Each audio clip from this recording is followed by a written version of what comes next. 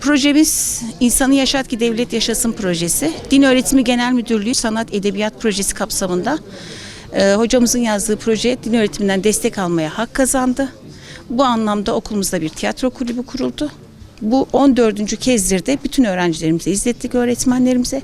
Şu anda da sivil toplum kuruluşlarına oynamaya çıktık Allah'ın izniyle. Böyle de devam edeceğiz. Hem okul tanıtımlarında kullanacağız ve izletebildiğimiz kadar, yaygınlaştırabildiğimiz kadar projemizi yaygınlaştıracağız inşallah. 7 Ekim'den bu yana zaten İmam Hatip okullarının genelinde bizim öğrencilerimiz ya da İmam Hatip okulları bu konuda çok duyarlı okullar. Türlü türlü çalışmalarımız oldu. Hem maddi hem de manevi anlamda çocuklarımızla bu bilinci oluşturduk. En güzeli de aslında bunu tiyatroyla da taçlandırmak istedik. Filistinli bir ailenin orada yaşadığı aslında birkaç günden bahsediyoruz. Sada projesi kapsamında İnsanı Yaşat ki Devlet Yaşasın adlı bir oyunu sergiliyoruz şu anda. Epey bir izleyiciyle buluştu. Yaklaşık 14. oynuyoruz ve daha da devam edecek. Oyun Sabir ailesinin bir hikayesi. Aslında Filistinli bir ailenin hikayesi olurken tüm mazlum halkların hikayesi oluyor. Bu oyunda herkes kendinden bir şey buluyor. Empati düzeyi oldukça yüksek bir oyun. Dolayısıyla oyunun bitiminde herkes kendini sahnede görüyor. Sanırım bu anlamda etkileyici oldu. Oyunun her anında, yani teknik kısımdan tutun da sahnedeki bütün performanslarda sadece öğrenciler var. Ben oyunu yazıp yönettim. Çocuklarımız da güzel iş çıkardılar doğrusu. Ve izleyicilerimizden de şu ana kadar tam not aldık. İnşallah biz bu çalışmayı böyle sürdürerek diğer paydaşlarımıza da güzel bir örnek olmak istiyoruz. Bunun serisini çekmek istiyoruz, devamını getirmek istiyoruz. Bu anlamda öncülük etmek bizim için gurur verici. Hatta şu aralar telefonlar, mesajlar alıyoruz. Bu oyunu biz de oynayalım. Biz de sahnelemek istiyoruz anlamında paydaşlarımızla bu oyunu buluşturacağız.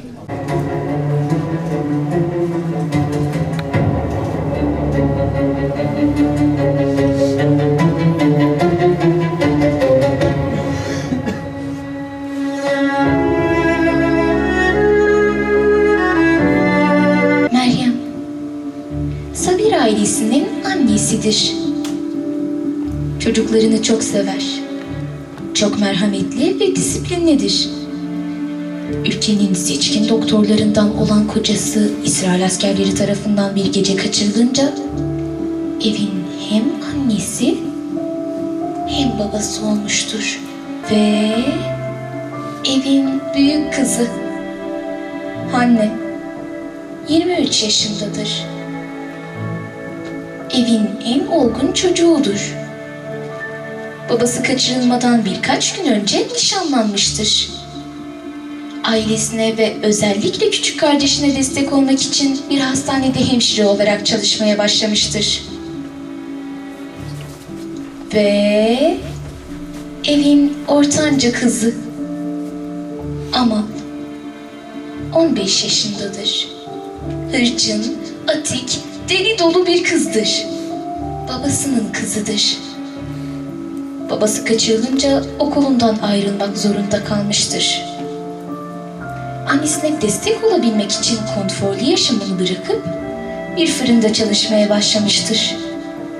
Artık evin bütün yükü omuzlarına binmiştir. Ve evin en küçüğü Zehra 9 yaşındadır. Hayat doludur. Şımarıklılığı ve tatlılığıyla evin neşesidir. İlkokul 3. sınıfa giden Zehra, babasının ona aldığı okul çantasını hiçbir zaman yanından ayırmamaktadır. Babasına söz vermiştir çünkü. Okuyup Filistin'in en iyi doktoru olacaktır. Zehra her ne kadar şımarık olsa da evin en gözde, en sevilen bireyiydi. Annesi Zehra'ya gözü gibi bakardı. Çünkü kocasının emanetiydi. Onu her sabah özenle hazırlardı. Ablaları da her ne kadar kavga etseler bile kardeşlerine kıyamazlardı. Her sabah herkes önce onun okul hazırlığını tamamlardı. Bu üç kardeş annelerine sarılıp evden çıkarlardı her sabah.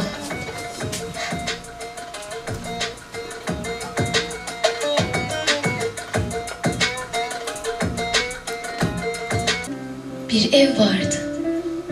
İçinde sabır yıkanırdı.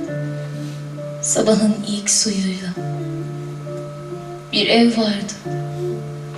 Babaları kaçırılan, nerede olduğu bilinmeyen ama kalbi hala evde atan. Meryem, şefkatiyle, sabrıyla, merhametiyle evin direği olmuştu. Çocuklarını koruyabilmek için elinden geleni yapıyordu. Filistin'de yaşamak zordu. Her şey zordu Filistin'de. Ölmek bile. Meryem bilirdi ki Filistin'de evden çıkmak belki de ölmek demekti. Tek sığınağı Rabbi olurdu. Akşam yemeğinde bir arada olmaları hepsini mutlu eder, birlikte yemek yemenin keyfini yaşarlardı. Her zaman babalarının yerini boş bırakırlar ve onun içinde bir tabak ve kaşık koyarlardı. Bir anda kapıları sertçe çalmaya başladı. Ev halkı tedirgin oldu. Herkes birbirine sokuldu. Amal kapıya doğru yönelmek istedi.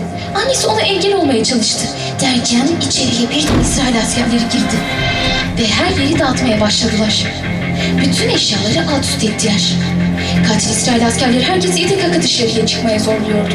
Sabir ailesi çok korkmuştur. Evden çıkacakları sırada Zehra "Çantamı almalıyım" deyip çantasına yöneldi.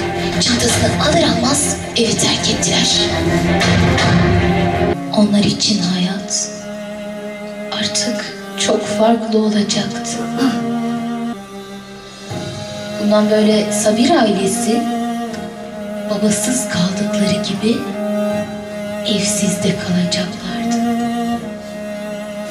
Ve yağmur olanca şiddetiyle yağıyordu.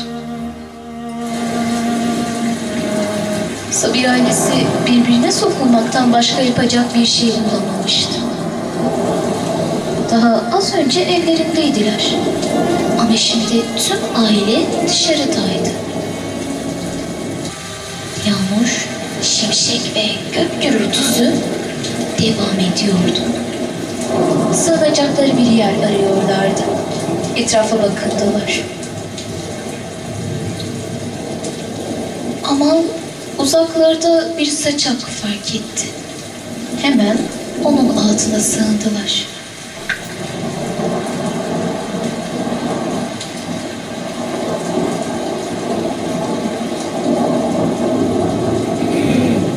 Ama aniden ayağa kalktı.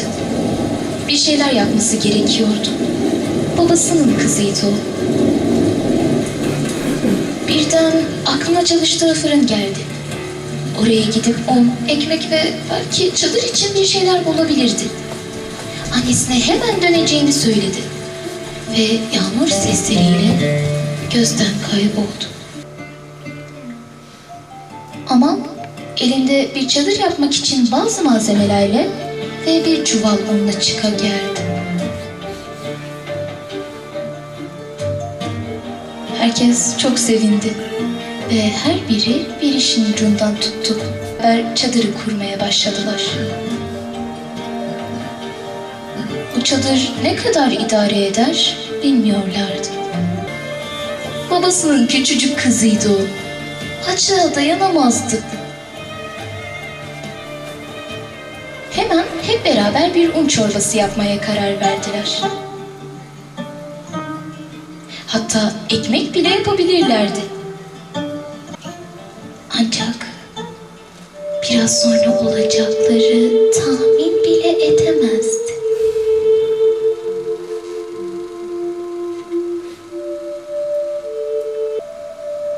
Bir anda ıslıkla karışık bir ses.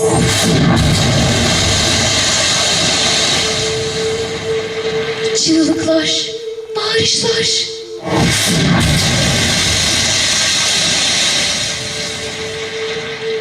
Uzaklarda bomba sesleri.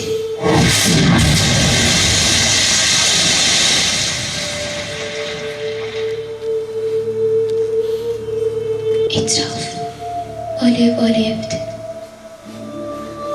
Bütün çadırlar yanıyordu.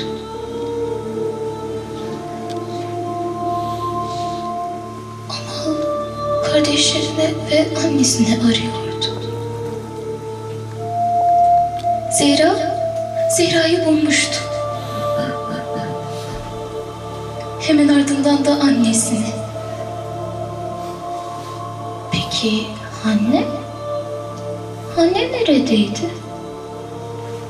Her yer toz duman içerisinde kalmıştı. Anneyi bulmuştu. Anne boylu boyunca yere uzanmıştı. Zehra ablasına sarılıp abla kalk diyordu. Bir şaraplar parçası ona isabet etmişti. Parmağında nişan yüzüğüyle öylece uzanmış yatıyordu. Babasının ilk göz ağrısı, annesinin en büyük sırdaşı. Anne şehadete yürümüştü.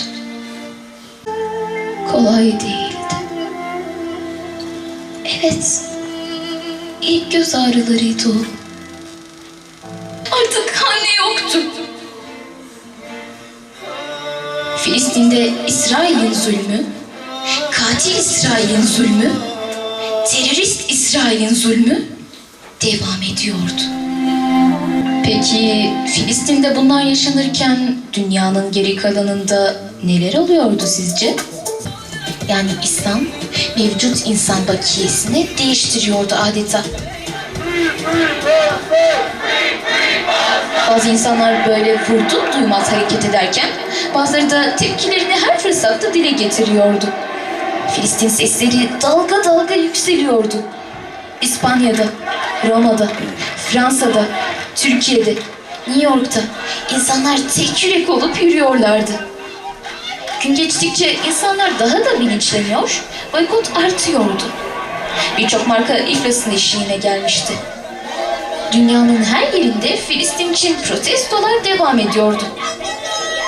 Dünya özgür Filistin diye haykırıyordu. Dünyada böyle şeyler olup biterken Sabir ailesine ne mi olmuştu?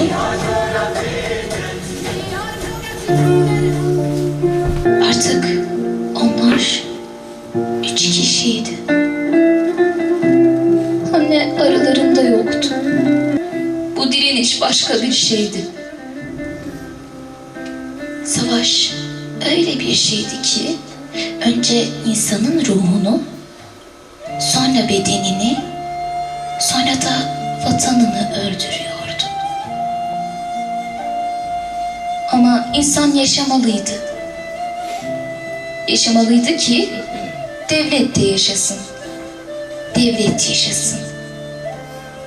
Ve bir haber yayılmaya başladı. Müjdeler olsun, müjdeler olsun. Ateşkes ilan edilmişti.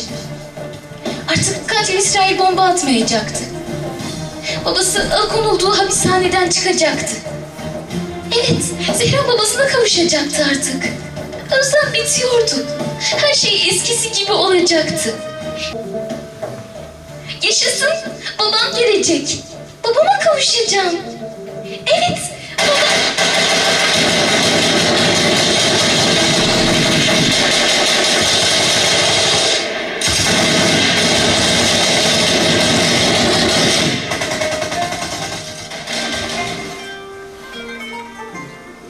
Ve Zehra'nın dudaklarından son kez şu sözler döküldü.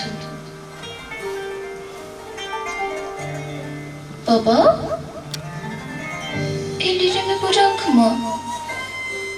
Bırakma beni.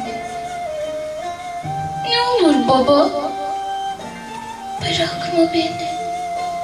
Bırak. Bırak. anne susardı. Ama hakikat susmazdı. Bir devleti ayakta tutan toprak değil, duvar değil, silah değil, insandır. Eğer insanı korursan devlet yaşar. Filistin'i unutma, unutturma. Nehirden denize özgür Filistin. Biz bilinçlendirmek için bu Filistin'e yapılan soykırımı ele almak istedik. Bu yüzden de bu konuyu seçtik. Filistinli Sabir ailesinin Filistin'e yapılan saldırıdan öncesi ve sonrasında yaşadıklarını biz anlatmak istedik. Onun dışında seküler hayatı, diğer insanların hayatını, boykotu ele almak istedik. Anne rolünün elbette zorlukları var ama ele aldığımız rol bence çok değerliydi. O yüzden elimden geldiğince yapmaya çalıştım. Burada Filistin'de yaşanan zulmü, orada insanların yaşadığı soykırımı ele alıyorduk. Benim rolümde de abla rolünü üstlenmiştim burada. Çok açıkçası heyecanlı bir süreçti bizim için. Bir yandan bunun ruhu, bu atmosferi, bunu canlandırmak da çok önemliydi bizim için. Çünkü gerçekten de bu durum gerçekten yaşandığı için üzerimizde çok etkisi oluyordu. Gerçekten de o anı yaşıyorduk. Bizim burada yaptığımız sadece hani temsili bir şeydi. Ama buna rağmen yani insanlar duygulandı. Umarım ki bu duyguları buradan çıktıktan sonra da devam eder ve bir sorumluluk bilinci uyandırır onlarda. Çünkü yani bu insanların yaşadığı şey normal bir şey değil. Filistinlilerin, Gazze'lilerin yıllardır yaşadığı zulmü, soykırımı yarım saatlik burada size bir yansıtmaya çalıştık. Çünkü oradaki insanların yaşadığı şeyler çok ağır ve hani böyle basit bir şeyle anlatılamaz. İnsanlar buna rağmen orada hayata tutunmaya çalışıyorlar. Biz de insanların onların orada direnişini unutmamasını istedik. Umarım ki buradan sonra da bu sorumluluk bilinci devam eder. Yani insan hani benle ne olur dememesi gerekiyor açıkçası. Sonuçta herkes bunu söylerse bir şey yapan birileri kalmaz ortada. Bunun için herkes elinden geleni yapmasını isteriz. Yani çocukların yaşadığı şeyler, yetişkinlerin yaşayamayacağı şeyler ve bunu bir insan kaldıramaz. Orada İsrailliler 1 yaşındaki, 2 yaşındaki çocukları bir şekilde katlediyorlar ve hani bunun hiçbir şekilde bir şeyi olamaz. Açıkçası şimdi hani aldığınız bir şeyden hani zaten bir şey yani küçük bir şey. Bundan ne olur demeyin. Çünkü hani herkes bunu söylerse dünyada 8 milyar insan var. Herkes gittiğinde hani bunu almasam olur dese yani bir sürü insan bu şekilde bilinçlenir yani. Markalarda hem desteği belki keser, belki de iflas ederler. Yani bizim de buna bir katkımız olmuş olur. Bunun için boykot çok önemli yani. Küçük bir şey deyip geçmemek lazım. Bu oyunda küçük kız rolündeydim. Evin en küçüğü olarak. Ben zaten o ana giriyorsunuz çünkü konu gerçekten üzücü ve ağır bir konu. İnsanların gerçekten yaşamış olduğu bir şey canlandırıyoruz. Ve bu konuda insanları bilinçlendirmek için yaptığımız için de daha iyi oluyor yani.